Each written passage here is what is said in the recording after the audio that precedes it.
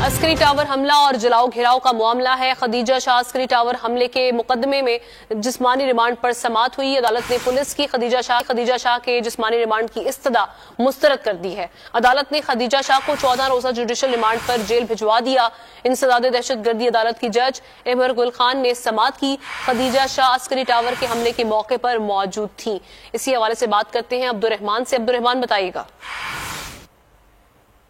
Askari tower हमला case में खदीजा शाह को मजीद जिस्मानी रिमांड के हवाले से पुलिस के सपुर्द करने की जानिब से तफ्तीशी अफसर के इस्तदा जो है अदालत ने मुस्तरद कर दी है। अदालत ने खदीजा शाह को 14 रोजा रिमांड पर जेल भिजवा दिया है। इंसदाद दहशतगर्दी अदालत की जज अबर गुल खान ने केस की समाअत की, जबकि प्रोसिक्यूटर की जानिब से बताया गया कि खदीजा शाह अस्करी टावर के हमला के मौका पर मौजूद थी।